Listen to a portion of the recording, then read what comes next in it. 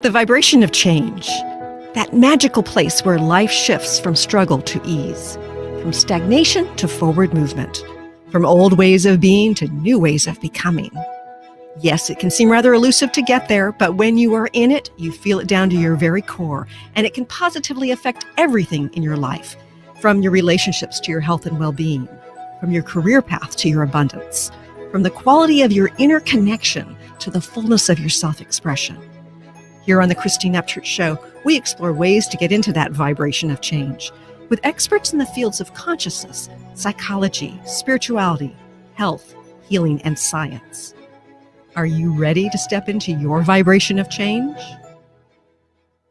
Hello, everybody. Welcome to the Christine Upchurch Show here on 1150 AM KKNW in the Seattle area, transformationtalkradio.com, on the internet all over the world, and of course, Facebook Live on my professional page.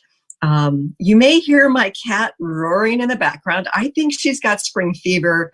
It's gorgeous outside here in Seattle. And so I want to say hello to my fellow Seattleites who are probably enjoying the weather. Benny Mathers. Hey, Benny. I need to be let out too, Christine. Can you open the door for me? I know. Well, you get let out at noon, Benny. Yeah, that's true. I guess just about an hour. Yeah, so I can hold it together. You'll be free. Yeah, I'll hold it together. And she's busy playing in the. Oh my goodness, she's never done this before. Oh, the joys of live radio. We've got like the perfect storm today, because our guest was confused about the time. Well, I think animals definitely feel it out, because if you haven't known or heard or read about it, in Houston, there's a loose tiger and they still can't find it. So maybe. Oh my gosh. Yeah. Oh, I don't know if you read the report. Yeah, they still can't find. I know it's bizarre down there, but it's true. So maybe there's a little bit of an attachment there. Oh my goodness. Your kitty needs to get out to help the other kitty. Okay. Oh, she's got something dangerous here. Hold on, folks. Oh, standing by. Sorry. This is. My goodness. I hope it's not. You should turn the camera joys around. of live radio. Right, I know. This is fantastic. Everybody who is watching on the YouTube channel at the Christine Upchurch Show, we are getting the play-by-play. Oh, no, Christine's back. Never mind. We didn't get that much. She had discovered a Q-tip. Oh my goodness. Oh, good mom. Way to save her. Anyway, welcome everybody to live radio and Facebook Live. I do want to mention before we get our guest on, I am going to be a teacher at the Academy of Divine Knowledge. It's an online subscription-based great resource. It's going to have information about medicine, health, well-being, spirituality, psychology, UFOs, you name it, it's going to be on there, and it's uncensored. I'm really excited about that, and we will put the link on the Facebook Live page. Maybe you can do that, Kyle, for us. Anyway, it's something that I'm going to be teaching. I'm going to be teaching vibration of change. We talk about that at the beginning of every single show. And yet, what is it? And how do you get into it? We often think about change as something that we have to force or push or coordinate in various ways. And yes, we have to take action, but there's one aspect of manifestation that doesn't get talked about very often that is essential, and that is what you have to do to get into the vibration change. I'm going to be teaching about that. It's going to start in June, on June 11th, which happens to be my mother's birthday, which is just perfect.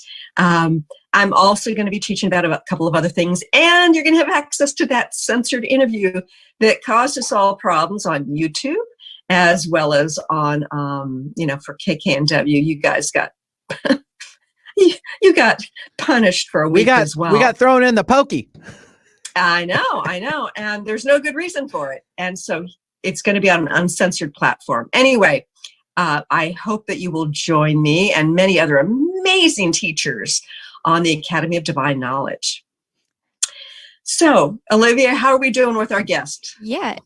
I also just put up that link for the Academy of the Divine Knowledge, and I have your guest coming in now, so I'm going to let him in, and we should be good to go. Okay. So they can find it on Transformation Talk Radio Facebook page. Is that right? Yes, I'm putting it up on screen on the video, and I will add it to the live video link as well. Okay. Okay, great. So it sounds like we've got our guests coming in, and I'm excited about our conversation today because, I think that we hear narratives on a regular basis, and the words themselves can sound really good when in fact there is greed, corruption, and perhaps other evil motivations behind them. So how do we learn whether we should trust or not? How do we look at the motivations, in particular, behind corporations that seem to be woke and saying the right things? Are they really looking out for our best interests? Do we have our guest here now? Olivia? Yeah, actually, he's all set. He's up there. Okay, great. Oh, I don't see him yet. Sorry. Yep, he's ready. All right. I'm so grateful he's here. And he has an amazing background. Joel Baken is a former Rhodes Scholar and clerk to the Chief Justice of the Supreme Court of Canada. Really amazing. A law professor at the University of British Columbia. He's probably having sunshine today, too, up there. His recent book and film, The New Corporation, are sequels to his critically acclaimed best-selling book, The Corporation. And the award-winning global hit documentary film it inspired. Sorry, this has been a crazy, chaotic start to the show. Bacon's other work include Just Words, 1997, and Childhood Under Siege, back in 2012, as well as numerous scholarly works. Also a legal consultant, media commentator, and jazz guitarist. Bacon lives in Vancouver, Canada with his wife, Rebecca Jenkins. I would like to welcome our guest today, Joel Baken. Hi. Hi, so glad to be on. I'm hoping I'm pronouncing your name right. Normally I do a little check before we go live. And so is that the way you pronounce your last name? Well, there are different ways people pronounce it, Bakan, Bakan, but the correct pronunciation is Bakan. Baken, okay. Yeah, but I would say 99 out of 100 don't get that right the first time. So you're in good company. I didn't mean to suggest you were breakfast meat, just look that way. Exactly. I'm really fascinated by the things that you talk about, the conversations that you're having about wokeness, particularly as it relates to corporations. But let's take a step back. Before we get into that, one of the things that I have found so perplexing over the last several years is when I start to think in terms of the power that corporations have within the context of politics, lobbying, but also in terms of the law. Can you share with our viewers and listeners about the kinds of power that corporations have within the context of the United States as well as Canada? Yeah, I think there's no question that over the last 40 years or so, corporate power has grown immensely. Corporations have become larger, their scope has become greater, and the legal constraints that we place upon them as democratic citizens through the governments that we elect have become much weaker. So they're able to act with greater impunity. They're able to cause more harm. This is, of course, all justified on the basis of certain economic theories that I think increasingly are coming into question. The idea that if we just let corporations get as big as they can, get as powerful as they can, have as much freedom as they can, that will be to the benefit of all of us. But I think we're seeing that is not quite working, and a lot of rethinking is going on. Right. I remember hearing years ago that the number one goal of any bureaucracy was to continue the bureaucracy. In other words, any bureaucracy, even if it's not for profit, its main motivation is to stay alive, stay together, keep going. And that can be a good thing when there are certain positive goals within that bureaucracy. But when we're talking about corporations, they're profit-oriented. How do we balance out capitalism with corporate presence? Yeah, I mean, I think, I'm not anti-market. I'm not even really anti-corporation. What I am is pro-democracy. And I think that how we have decided as societies, at least in countries like the United States and Canada, how we've answered that question is to say, here's how we set things up. We have corporations, we have markets, and we see them as tools. We see them as tools for serving the public good. And we see them as tools for what the people decide are the priorities in terms of how we balance things like corporate profits against public goods, in terms of how much we let corporations do. Do we let them run our schools, or do we leave that in public hands?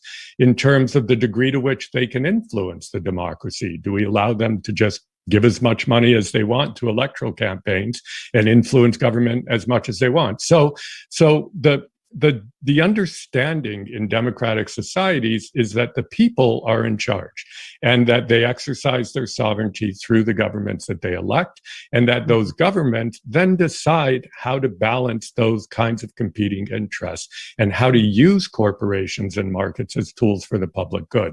Now, what I've just described to you is not at all radical.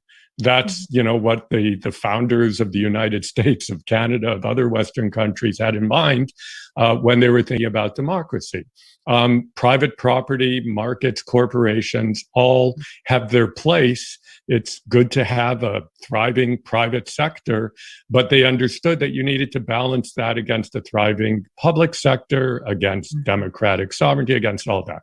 So what I'm describing is not radical. What is radical is what's happened over the last 40 years, which is that the corporate sector has said, we actually don't like that equation anymore. We just want to have complete power. We don't want to be controlled by democratic governments. We want to be deregulated. We don't want to be limited in terms of what we can do. We want to run schools for profit. We want to run water systems for profit. And so that whole balance has been upended, in effect, over the last 40 years. And as a consequence, we're in a situation where democratic governments and democracy has been weakened substantially and corporate power strengthened. Mm-hmm. And I find it fascinating through the presidential election process in particular, the narrative that got created when talking about giving more power to the people. Democratic socialism. Oh, socialism is a bad thing. Well, socialism in terms of communism and fascism is a horrible thing. Yeah. And yet combining it with democracy is giving more power to the people, is creating just more balance to people's lives. And yet it got demonized. What happened with Bernie Sanders 2 presidential elections in a row here in the United States was kind of shocking to me, because he was speaking the truth that I think so many, if they really listened, wanted, and yet they had this fear-based label attached to it so that people wouldn't vote that direction. Yeah. No, absolutely. And I think, the word socialism is a red flag. There's no question. And partly legitimately so. I mean, you look at communism in the People's Republic of China, in the former Soviet Union, and what's become of that in North Korea. These are all societies that call themselves socialist. And so it is definitely a name that has a lot of baggage. But when I'm having this conversation, what I like to do is say to people, okay, if you were going to invent a society and you had to attach an ism to it, right? And ism means this is our fundamental goal. Well, isn't our fundamental goal to serve the social, to serve our collective destiny and our ability to thrive as individuals within it? And so that's all socialism is saying. It's saying we put the social first. What capitalism is saying is that the ultimate end of our society should be to create capital. And that somehow the creation of capital is going to trickle down and make everybody else's lives better. But, that's a kind of strange idea. Why not just say making everybody's lives better is the ultimate goal of society? So we'll call that socialism. And when you attach democracy to that term, I think you have, well, here's another way of looking at it. One of the arguments I make in my book is that our degradation of democracy, I think, is a consequence of the fact that we've separated democracy from the necessary social solidarity we need for it to work. Democracy can't work if people don't have a sense of some commonality, some collective destiny, some relationship to each other, even if they don't know each other. That's what democracy depends on. Well, if you have a society where the gap between rich and poor is profound, where people feel excluded, you lose that sense of commonality. And if you lose a sense of commonality, you can't have democracy. So my argument is you need to have that social base upon which to build democracy. And if you want to call that social democracy or democratic socialism, use whatever labels you can. Right. But the idea that you can't have political democracy without a bedrock of some social commonality, some equality, not perfect equality, we're never going to have that, but some measure where people don't feel like they're completely left out and excluded. If you don't have that, and I think what we saw under President Trump and with the insurgency on January the 6th, what we've seen with all of that is a country where we no longer have that common destiny, where we have all that division and partisanship, partly because so many have fallen through the cracks. Well, and I see another layer to that, and that is that we've got the media as corporate entities. So this other aspect that's supposed to help control government is bought and paid for by corporations. So there are aspects of various things that we are not seeing in mainstream media because it doesn't serve the corporation, which adds another layer of complexity. It's not just politicians get money from the corporations and therefore, they tend to, go towards many policies that the lobbyists want or the corporations want. But we've got media that's not keeping the capitalistic society and the government in check in terms of speaking truth. So how do we deal with the media being owned by corporate entities? And in many cases, it's like, I think there's 7 different corporations that own all the media in the United States, more or less.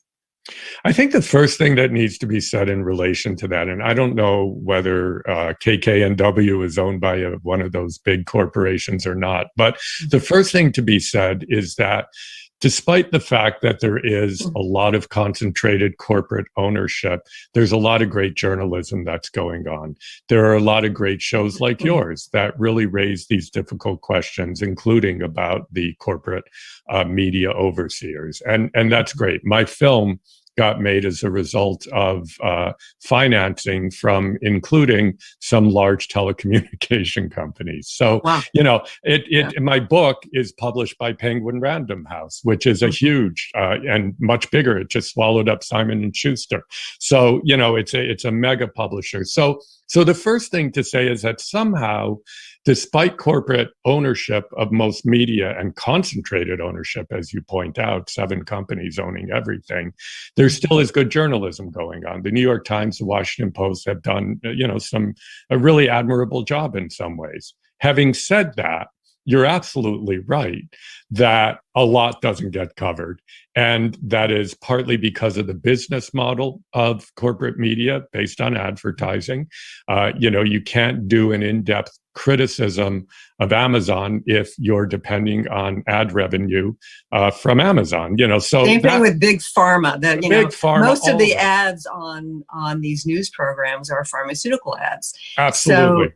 So if you go against any narrative associated with pharmaceutical drugs, or even with the situation with the virus and possible treatments that don't fit into that very narrow mainstream perspective, it can't be on the mainstream media, which means we're not getting access to differences of opinion. We're not getting access to truth, possible truths, we don't have the opportunity to kind of look within and explore based on, our research. If we can't have access to truth, then, okay, even if there are some journalists who are reporting aspects of truth, if we don't have the whole spectrum, if we don't have the debate, then we can't make the appropriate decisions. So it's a very dysfunctional state of being at this point. And it seems to me that historically, the media was not this corporate controlled. It was more dispersed in terms of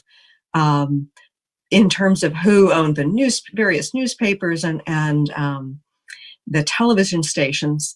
So it seems like it's a little broken right now, and I feel like we have to depend on these alternative shows in order to get the full spectrum of news. It's very broken. There's no question about it. And you're absolutely right that I talked about the last 40 years of sort of deregulation, of corporations becoming increasingly free of legal constraints. Well, some of the legal constraints they've become freed of are legal constraints involving concentration, involving monopoly, involving broadcasting, ensuring that there's a full range of views and all of that. So partly what's happened is that deregulation has basically left media conglomerates to do whatever they want, and that's going to be driven by profit, and that's going to lead to the kind of dynamic you're talking about.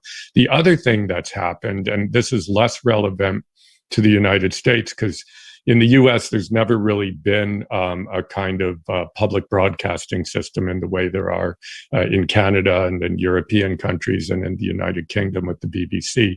You have NPR, but it's a different model. It's still private in effect, even though it's called public. It relies on foundation money and whatnot, not on government transfers. But so one of the things that's happened is that there's been that deregulation. The other thing that's happened is public broadcasters who don't operate on the profit motive and who therefore do have more latitude have been restricted. Their budgets have been cut. They've been privatized. All of that's been happening. And, in Canada, we still have a very strong public CBC radio system that works very well, but the CBC television system is driven more by advertising and more the traditional model. So, those are two things that have happened that can be fixed. I mean, we can, try to reverse that, try to come up with better broadcast policy. But the big elephant in the room of this conversation is social media, is Facebook, is Twitter, is all of that. Right. And they claim not to be broadcasters. That's their legal out for saying you can't regulate us at all. Because, and Netflix too, because we're not broadcasters. We're just platforms. And we're not responsible for our content. So in theory, as you're talking, you're thinking, well, the obvious solution to the monopoly of broadcasting is to have this sort of very disaggregated system of social media where you and I can get on and express our opinion. The problem there, though, is that the profit model of companies like Twitter and Facebook is based on getting more eyes for longer periods of time. And that's based often not on the most rational and reasoned forms of discussion. So there's a kind of encouragement of, kind of nasty trolling and untruths and falsehoods and false news. And so you get these problems that we have now that nobody knows where to look for truth. And that's become crucial. And what I find so interesting with Facebook and YouTube and Google, because they're the search engine and they also own YouTube, is that they've got corporate backers as well. Absolutely. And so things like there have been situations where, I'm a former research statistician. I used to design and analyze clinical trials in cancer research, co-authored articles in medical journals. I know how to read medical journals. I know what makes a good study, what makes a lousy study. Tried to post something on Facebook relating to a certain vitamin and influenza. Had 5 different studies that I looked into that were very well done. They threatened to suspend my account, just posting that link. And it's like, So even if it's not the negative stuff, even if it's not fake news, it's absolutely. controlled. And so it's just these crazy times where some of the fake stuff gets through because it's, it creates this drama that gets more clicks and views and addictive tendencies with it. And then there's absolute, newsworthy truths that don't get posted. It's just crazy. Look, I mean, what has happened is we've handed over the curating of knowledge to for-profit entities that have no responsibilities under our constitutional guarantees of freedom of expression. Because they are private entities, because they're corporations, they are not bound by the Constitution in the way governments are. Yet they have governmental power in terms of deciding what gets said and what doesn't. I'll give you a very disturbing real life example, and that is that my film, which is very reasoned, has experts, and I'm a law professor, it's a rational, reasoned documentary with a point of view. We tried to buy advertising on Twitter and we were refused because the content of the film was inappropriate and too political. So not unlike you're getting suspended from Facebook, we've basically, been canceled, at least in terms of trying to buy advertising on Twitter for the content of the film, which includes criticism of social media. So right, yeah, and so that indeed is broken. And one of the things that I find so fascinating that you talk about is the corporation as an individual. Can you share with our viewers and listeners a little bit more about how that came about and what its consequences are? Yeah, sure. I mean, back in the 19th century, there was a problem in the United States and England and other industrializing countries. And that is, there was this incredible ability to create things on scale, and railroads were the things that were being created.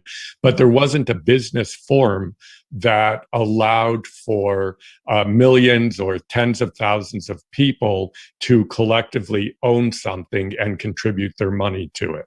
And so that's the birth of the modern corporation. And the idea was that what we'll do is we'll break up ownership from management. So we'll say that anybody, can put in a little bit of money or a lot of money and can own this company, but it'll be managed by 10 or 12 people. Instead of the owners and the managers being the same people, we break that up.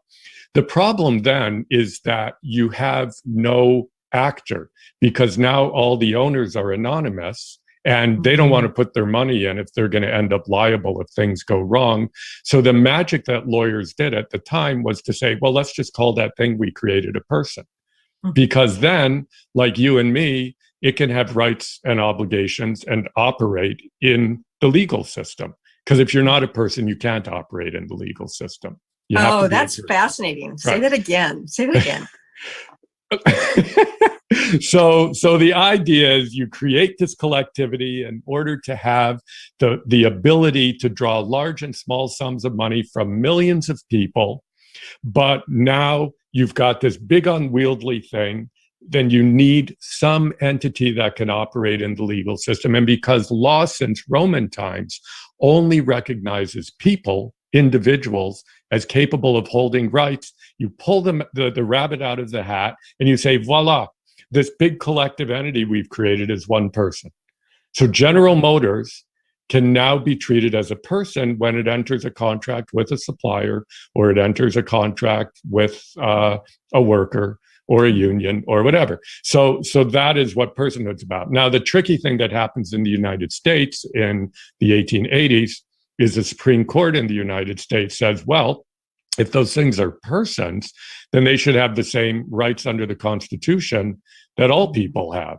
And so we're going to give them those rights. And we're going to let them use those rights to challenge governments who are trying to regulate them.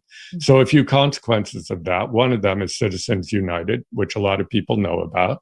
A case of your Supreme Court, I don't know, maybe 10 years ago now, don't have it in my head, where the court decides that restrictions on corporations providing funding to candidates are a violation of those corporations' free speech, because those corporations are persons. So the current system of a kind of Wild West where corporations can give as much money as they want to candidates is very much a result of that personhood idea. So that's one consequence. The other consequence of it is that if you try to regulate Facebook or Twitter, for example, and tell them what they can or can't do, they say, we are persons and we have freedom of speech and you can't restrict our speech. So you've got these huge mega companies determining what we can say and what we can't.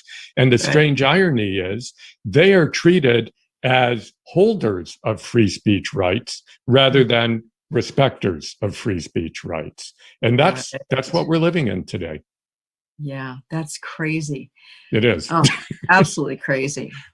So in like when thinking about a corporation as a person, and I know we can't generalize completely because there's a wide variety of corporations. What are some of the attributes of that person? Right. And where do the dangers lie? Yeah. So, I mean, in the first book and film, I was originally a psychology student. That's what I did my undergraduate in. And when I was at law school and I was sitting in the corporate law class, and I learned what I just told you about how corporations are persons, I immediately thought, well, that's interesting. What would their personality be? How would we look at it? And so the second thing you learn in corporate law, after learning that corporations are persons, the second thing you learn is what's called the best interests of the corporation principle. And what that principle says is that a corporation always has to act in its own self-interest, which is the self-interest of those who constitute it, which is the financial well-being of its shareholders. So a corporation is legally obliged by its very makeup always to put profit above anything else, to put its own self-interest above anything else. And I thought, wow, that's when the penny dropped. And I thought, if that were a human being, we would diagnose it as a psychopath, because that is, by definition, a psychopath is somebody who can't care for others and always cares for themselves and manipulates. And you ask the dangers are, a psychopath will manipulate, a psychopath will trick, a psychopath will harm, a psychopath will do all that to get its way. And so in the first book and film, we kind of play out that idea. And as you say, it's true. Some corporations are better than others, but all publicly traded corporations are constituted by the same legal mechanism. And one of the points I wanted to make in that first film and book was they're all psychopaths for that reason. Some of them may be nicer or better or not as harmful or whatever, but it's not about their behavior. It's about their very DNA. It's about how they're legally constituted. And so where I take that with the second book and film is to say, around 2005, corporations started saying, we know we've been bad in the past. We saw all the people protesting us. We saw films like my first film. We got the message. So we're going to be good now. We're going to be sustainable. We're going to be socially responsible. We're going to be woke, as you put it in the introduction, and everything's fine. And what I argue in the second book and film, the recent one, is that actually nothing ever changed in terms of that underlying legal dynamic. And so what this new veneer is like the psychopath finding charm, that they find that if they're more charming, they can be more effective at being psychopathic. And so that's the basic idea I play out in this new project.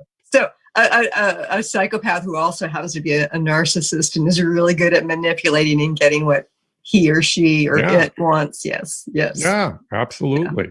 Yeah. Yes. And it's not like, So here's the thing. I mean, some of my best friends are CEOs, are corporate executives. I play hockey. I coach with the head of a major mining company in Vancouver. We go out for beers. Like in all of my work, I'm really careful to say this isn't a problem with the human beings who work for, who run, even who lead corporations. I think most of them are trying to do the best they can. But when you talk to them a little bit more than just about the weather, they will say, we're constrained. I have a friend who's like, I'm a super environmentalist. Like, I don't like all this stuff that's happening. But as an executive in a company, I can only go so far, because ultimately we end up pushing against that institutional imperative that we have to serve our shareholders first. We can't sacrifice them. And so I do believe some truly great people are behind a lot of this new rhetoric about corporate wokeness, and that they're not insincere. But what we forget when we see all the nice sort of fluff is that as institutions, corporations can't do those things, at least not genuinely and not fully. Yeah.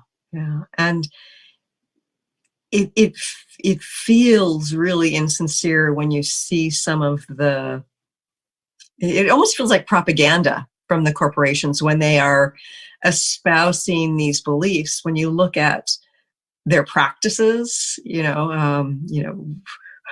which sweatshops they're manufacturing their things, Absolutely. or what environmental aspects of South America are they destroying. I mean, it's kind of shocking sometimes to see this A/B comparison.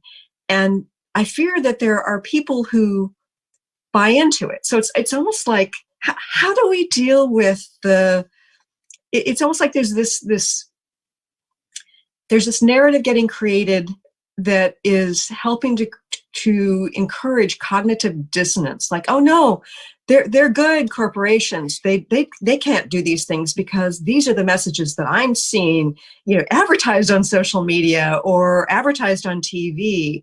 How do you wake people up to the truth when certain things are getting stated that aren't really the true underlying values of the corporation? I think, cognitive dissonance is absolutely the right concept here, because it is the fundamental concept that all propaganda and all advertising work upon. When you watch an ad for beer, I'm sorry I keep bringing up beer, but I'm Canadian and I play hockey. So and it's Friday, And it's Friday. That must be it. So, when you watch a beer ad, like you see all these people doing all these having so much fun and in so many different ways. And it's like, wow, my life will be great if I drink that beer. And your rational self knows that that's all just hooey. I mean, that, you're not going to end up in a hot tub in a ski chalet at the top of a mountain if you drink that beer. You fully know that. But at the same time, the advertisers aren't working on your rational side. They're working on your emotional side. And somehow or another, that image, even though your rational side says that's all untrue, it's still having an impact on you, and it's still getting you to buy that beer. Otherwise, corporations wouldn't spend all that money to, put those ads on. It's really very much the same thing with this social responsibility.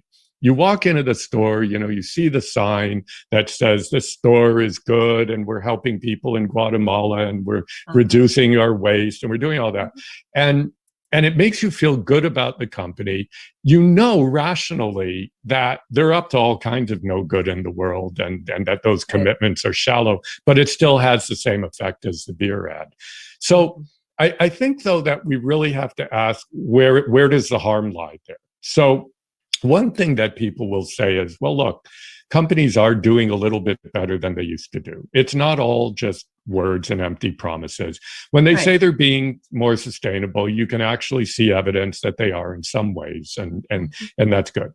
And consumers are encouraged to be a bit more responsible because, we'll support this company rather than that company because they seem to have better programs. And it all seems okay, and there doesn't seem to be a lot of harm. The argument I make in the book and film is that the harm is actually happening at several levels up from just us individual consumers in a store or buying a product or whatever. The harm is that what corporations are doing with this new commitment to being good is they're saying to us as citizens, and they're saying to governments, we don't really need you anymore. We don't need democratic governments anymore. We don't need you to regulate us because we're good now. Why do you need to regulate somebody who's good? We're going to do even better than what you tell us to do. And we, by the way, since we're good now, let us run your schools. Let us run your water systems. Let us privatize everything because we're good now. In fact, we're better than government. We can get things done. And as you can see, they don't. And, since we're running schools and water systems, well, we really shouldn't be asked to pay taxes anymore because we don't really need public services anymore because everything can be run privately.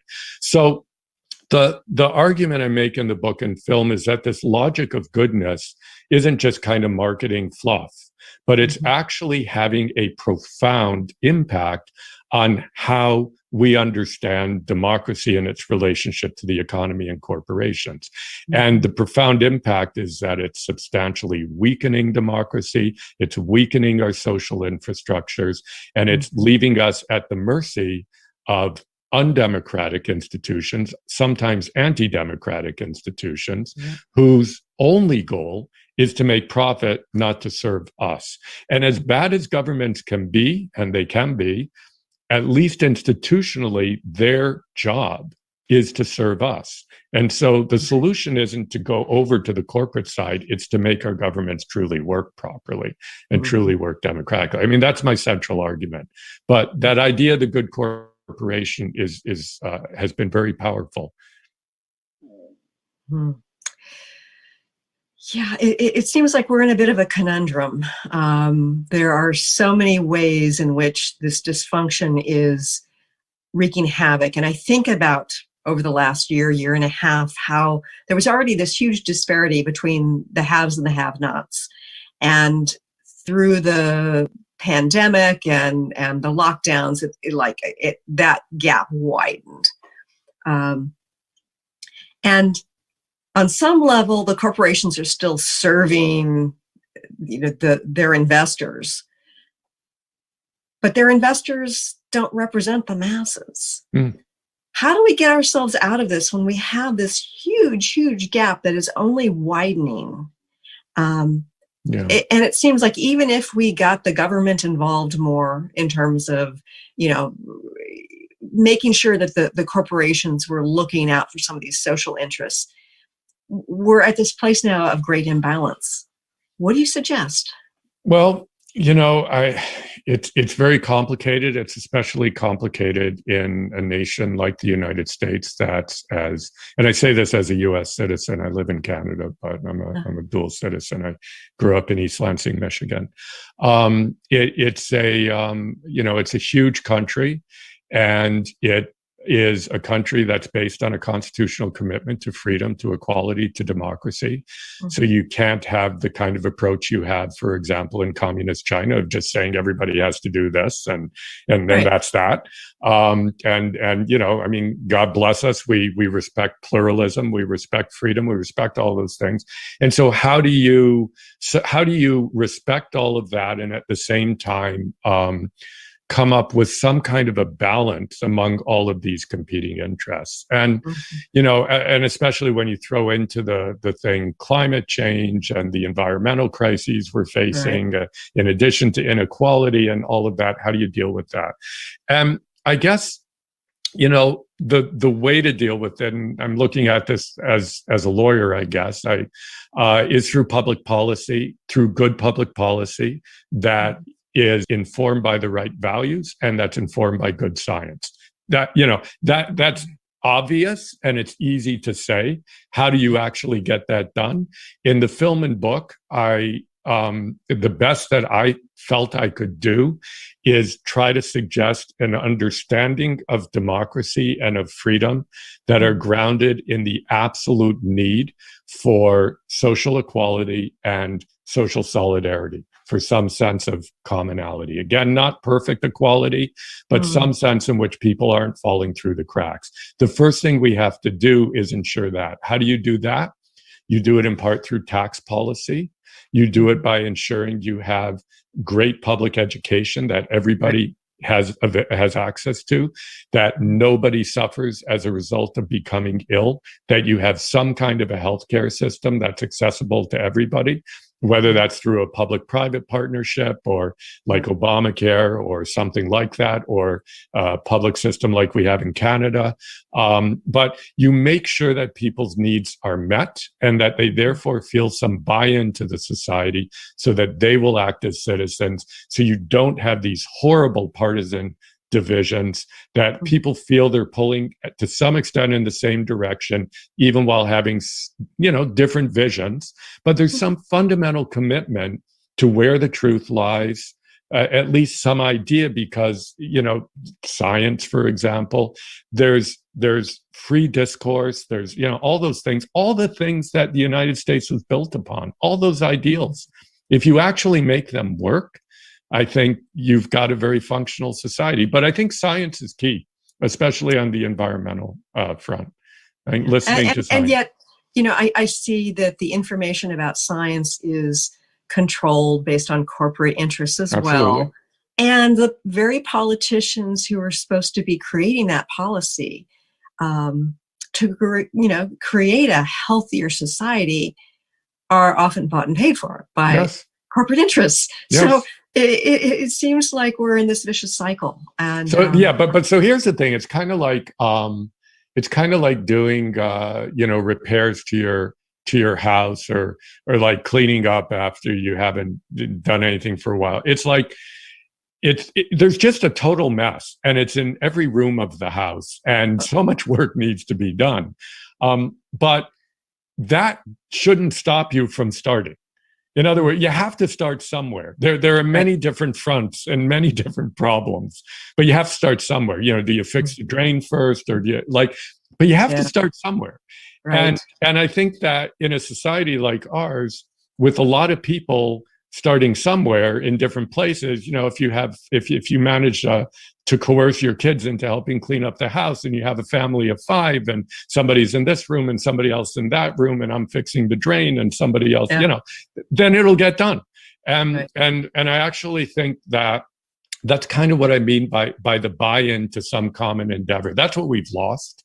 We've lost that sense of, if I'm American or if I'm Canadian, that means something. There's a baseline, at least, of similarity. Yes, of course there are differences, but we all get to go to a good public school. We all don't worry about food being on our table. We all don't worry that an illness will devastate our lives entirely.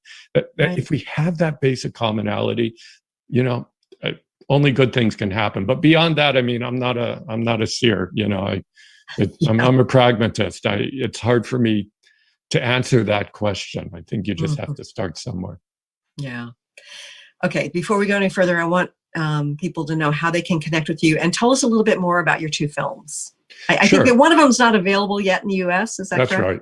Yeah, so the first film is widely available. It's called The Corporation. It came out in 2004. It's all over YouTube. And, if you want to watch it, just click it in, The Corporation. And the book is still widely available. It was published by Simon & Schuster back in 2004. But a few years ago, I realized that all the issues I dealt with in that had only gotten worse. And that there were all these new issues, including Donald Trump's presidency and globalization, just all kinds of things that needed to be addressed. So I thought I'd do a sequel. So I wrote a book, and it's called The New Corporation: How Good Corporations Are Bad for Democracy. And it's available at booksellers everywhere. It's published in the United States by Penguin Random House. and made a film based on that book, which is currently available everywhere in Canada and will be available soon in the United States and Europe. It's currently playing festivals in the United States, and we also are happy to arrange community screenings. You can find out everything you need to find out about both the book and the film at joelbakan.com. JOELBAKAN.com. BAKAN. Yeah, and that'll link you to the film site, which will link you to all the different festivals in the US that are showing it over the next few weeks. So you've done an in-depth dive into the dysfunction, into the problems, and I know that you focus on the values that we need to bring forth in creating the solutions. Are you hopeful? Absolutely. If I wasn't hopeful, I would go and do something that just made me a lot of money and not do the work that I do. I mean, I'm probably the least cynical person I know. Pessimism isn't something I experienced. I think the only thing that motivates one to criticize society is a belief that it can be better, and a belief that it will be better. And if that's not hope, I don't know what is. So I'm very hopeful, and both the book and the film end on very hopeful notes. It's interesting because I had an experience when I was in 4th grade, and my teacher was reading a section of a book. I wrote an article about it. I won't go into detail, but she was very disillusioned by a statement of hope in this book, and she began to cry, and she left the room. There was this hope that there would never be any more war. And I remember seeing her disillusionment, seeing her sense of futility, and feeling really inspired, because if people care that much, then it means there is hope. If enough of us care enough, that in and of itself is a very hopeful thing. Yeah, I agree. I sign my name at the bottom of that statement. Okay, in a minute or less, do you have a final message for our viewers and listeners? I think that's it. I think stay hopeful, but see hope as a reason to work, and see it as a reason to work as a citizen. Think about, what does it mean? We think all the time about what it means to be a father or a mother or a consumer or a buyer or a worker or an employee. But how often do we think about what it means to be a citizen? So I would just say, ask yourself that question and see where that takes you. Fascinating. Joel, I love the work that you're doing, and I thank you for being here today. Thank you. Thank you. I know we got off to a slightly rough start, but crazy. Yeah. Here we are, and that was great, and I thoroughly enjoyed talking to you. I'd love to do it again anytime. Absolutely. And the whole show started with my cat making lots of noise. You missed that part. It was just like the perfect storm that led us into a wonderful conversation. Well, for the good thing, Christine, for him, he can go back online and watch it later. So there we go. He's in the clear. He's good. Perfect. Thanks, Joel. And thanks to all our viewers and listeners. Look forward to talking to you again soon. Thanks. All clear.